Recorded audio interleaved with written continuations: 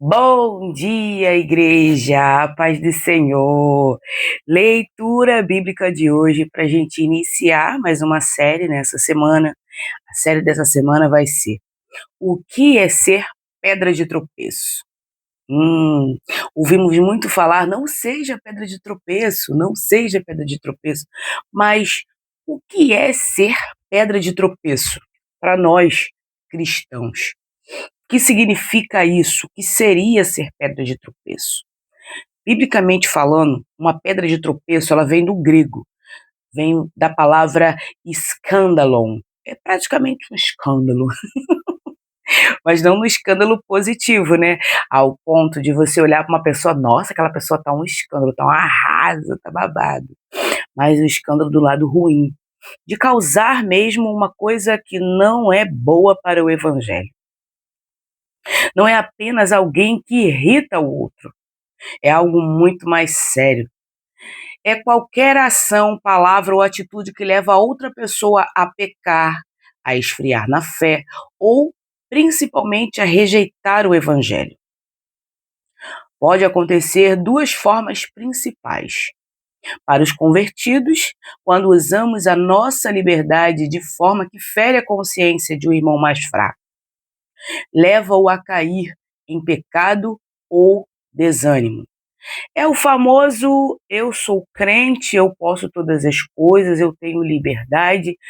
Usarmos a nossa liberdade que foi dada através de Cristo Jesus para dar lugar à, à queda do irmãozinho, ao desânimo do irmãozinho, até mesmo o afastamento do irmãozinho, para ele não querer mais estar no reino por causa das nossas atitudes.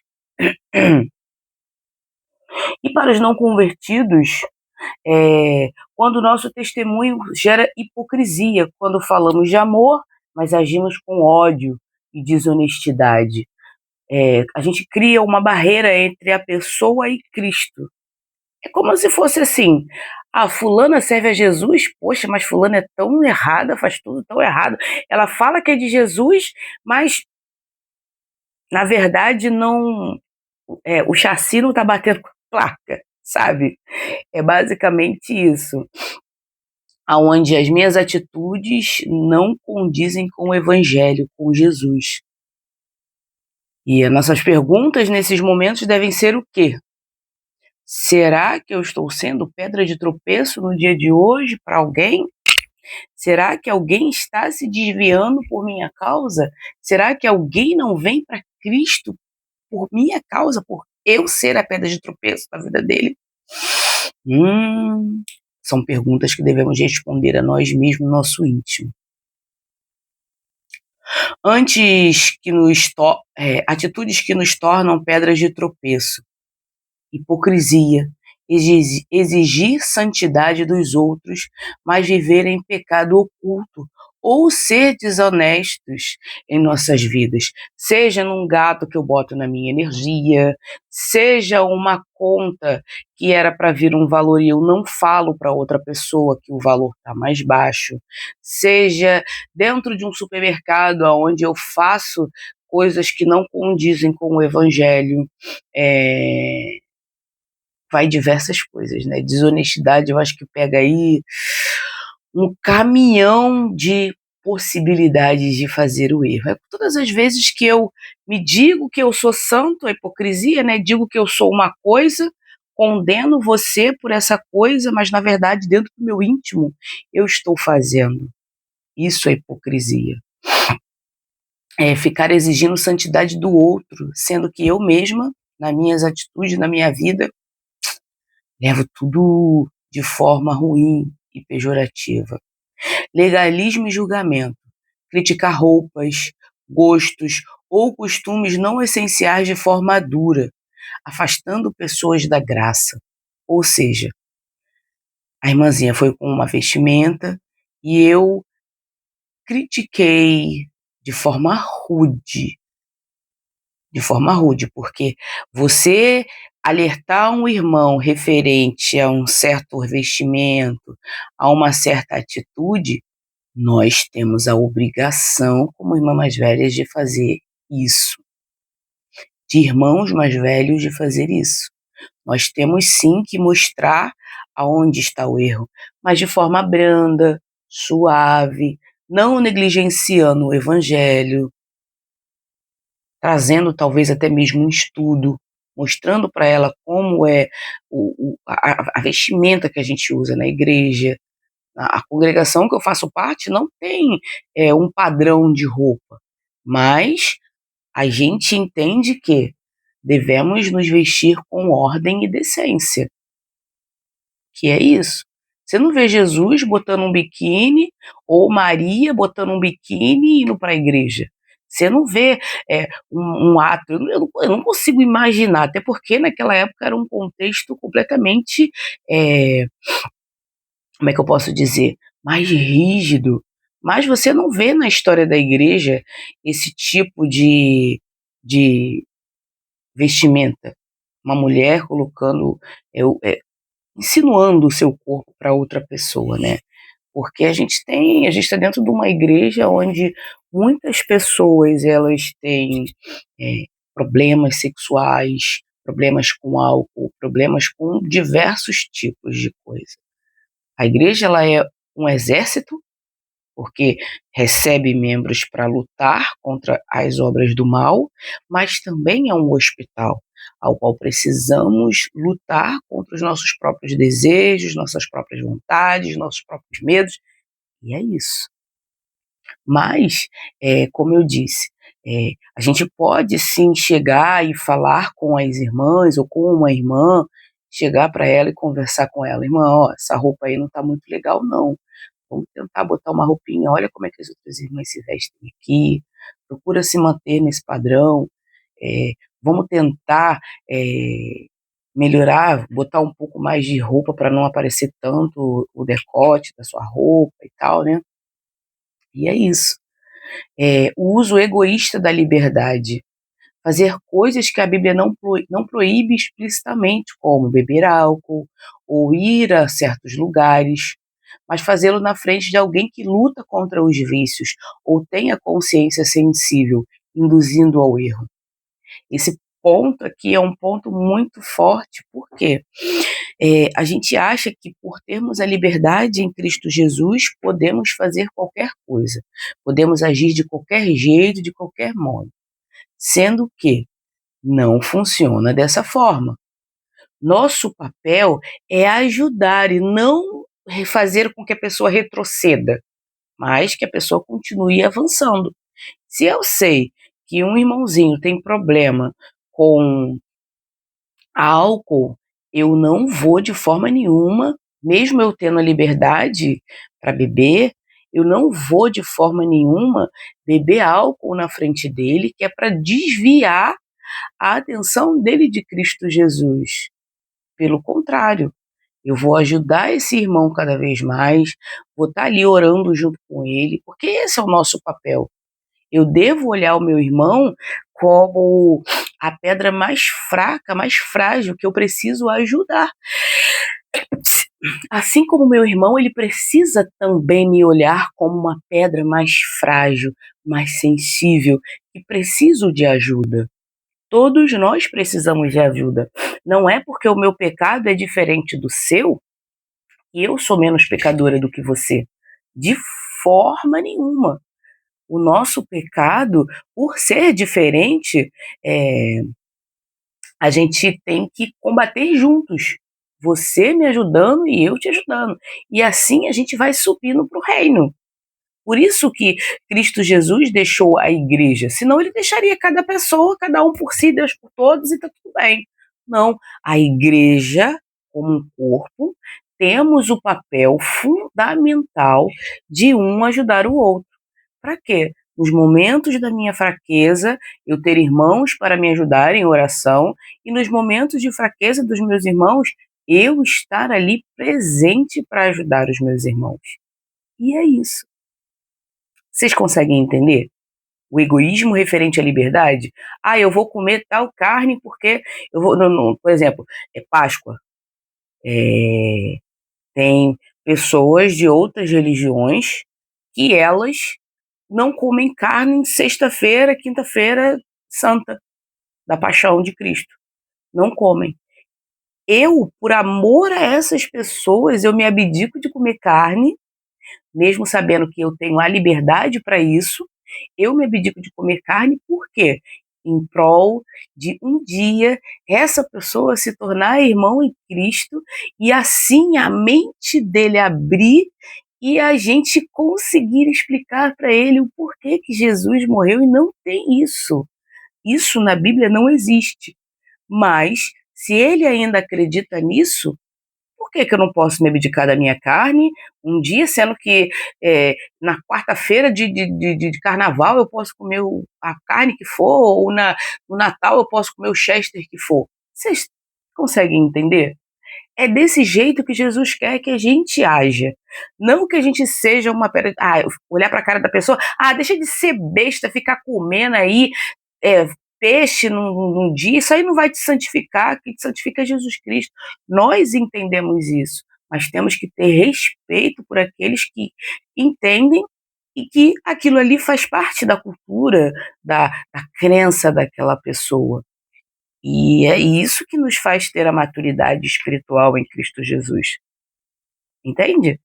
Agora, eu não vou usar da minha liberdade para, talvez, até mesmo fazer chacota, como eu já vi gente fazendo chacota de católico, porque eles é, é, não comem carne e tem qualquer outra coisa, né? A gente tem que ter paciência, tem que ter amor, porque como que a gente vai mostrar para essas pessoas Cristo, sendo que nossas atitudes são completamente não cristãs?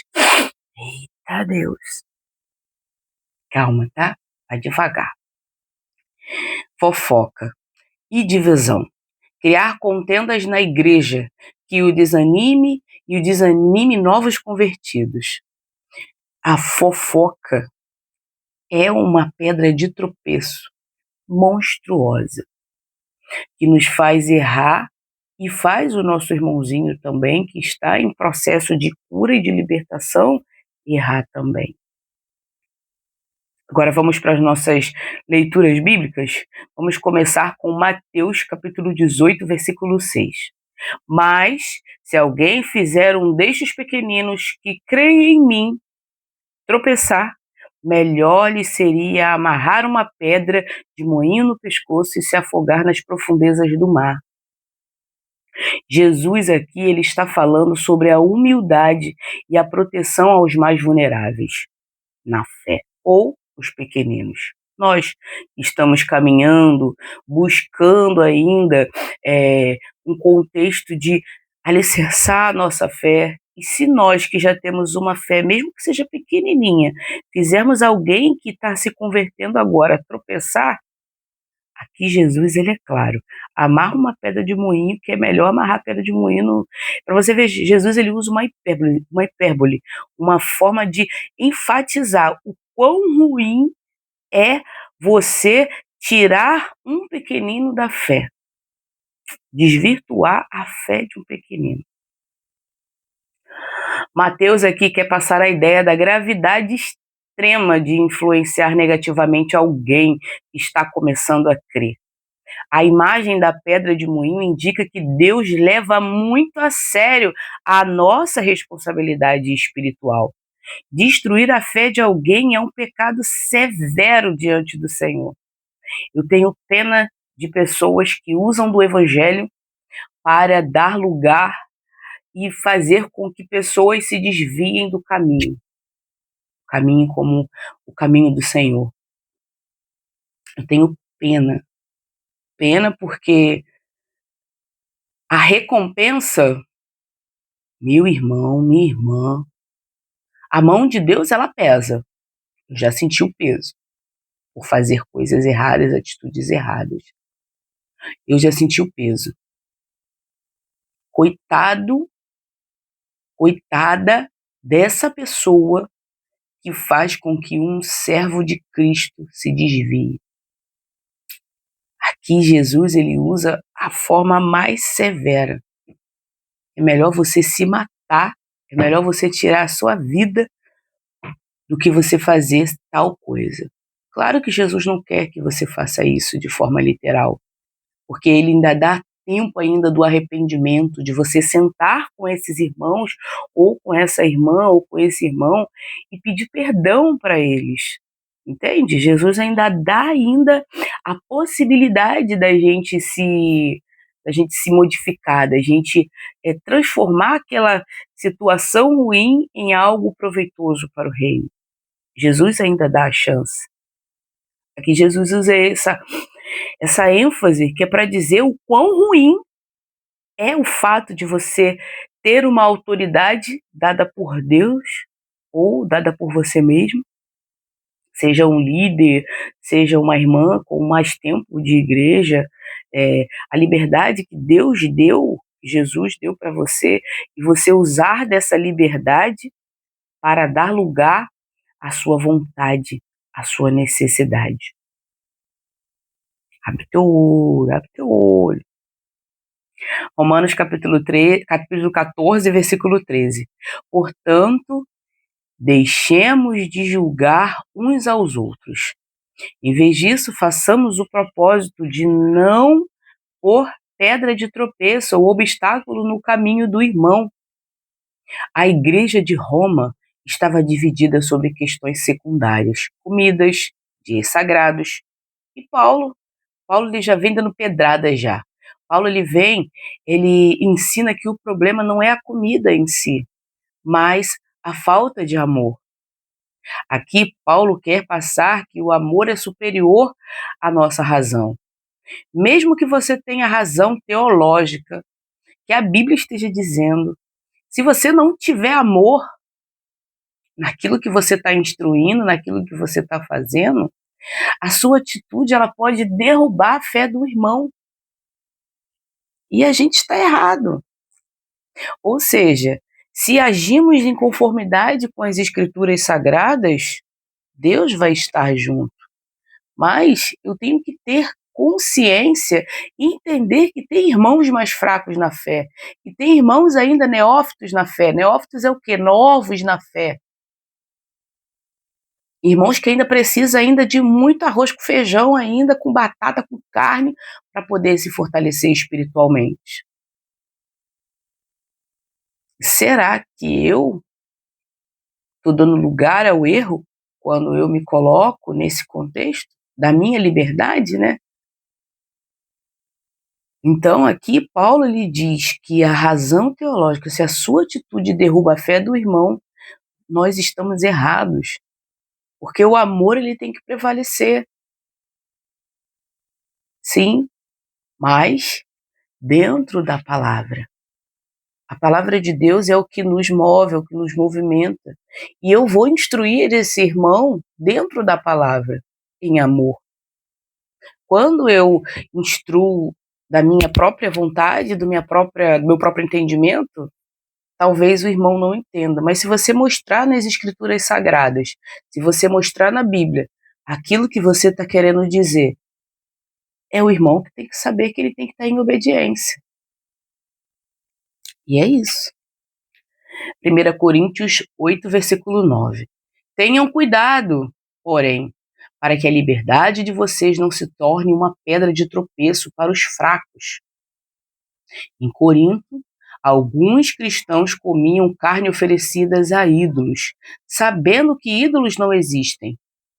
Porém, ex-idólatras viam isso e ficavam confusos, achando que podiam voltar à idolatria.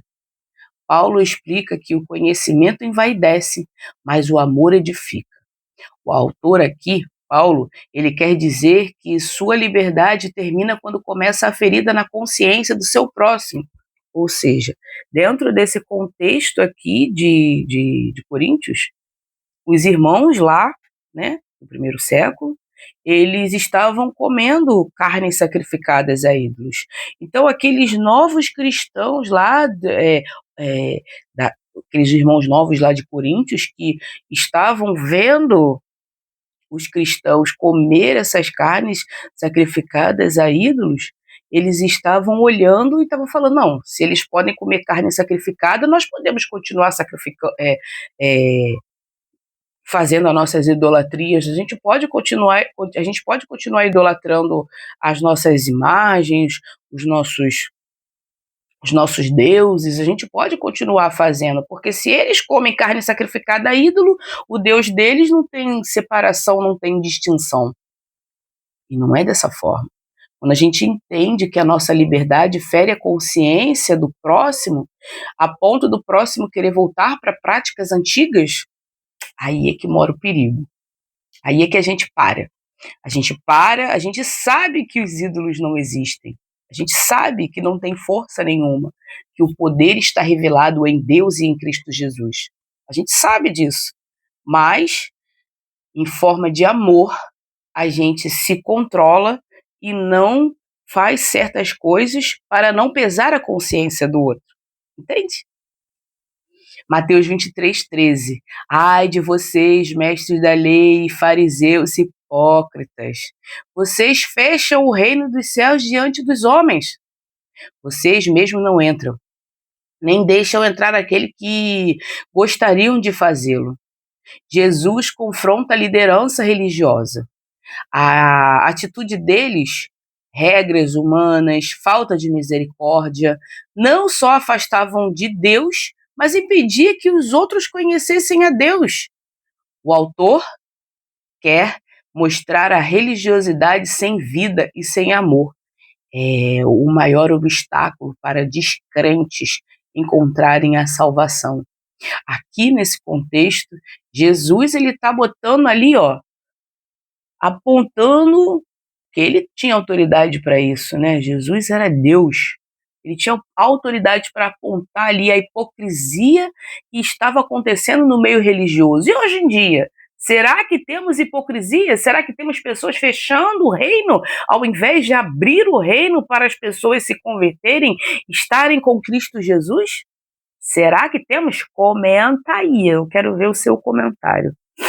Cristo Jesus, ele está expondo que naquela época existiam falsos mestres e esses falsos mestres, em nome de Deus, olha o contexto de hoje também acontecendo. Naquele tempo, eles estavam barganhando para o reino, colocavam regras e tinham falta de misericórdia, regras inúteis que não levavam, estavam acrescentando regras humanas dentro da lei, ou seja, deturpando aquilo que Deus fez de perfeito. Jesus ele veio para, né, o Beto Carreiro, no chicote. Jesus ele chegou lá no tempo religioso, lá viu que estava acontecendo um monte de coisa que Deus não havia mandado fazer, e Deus foi lá e ó, ei, acabou com a palhaçada. E é isso. Hoje acontece muito disso nas igrejas.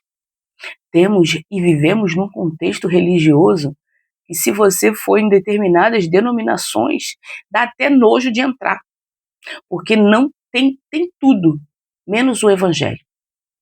Menos o evangelho que salva, cura e liberta. Tem tudo, menos isso. Jesus, ele veio trazer o evangelho para mim e para você, para nós, para que cheguemos a estar no reino com ele. O reino já foi estabelecido, já vivemos no reino. Agora só falta o rei, o noivo, vir buscar a gente como igreja, para a gente voltar a ser uma nação, para a gente ser uma nação eleita, separada por Deus, um sacerdócio real. E é isso. Aqui nós vemos claramente que Paulo e os outros autores, né, nos mostram o contexto diferenciado. Devemos sim observar nossas atitudes, porque não é porque somos crentes que estamos acima de tudo e de todos.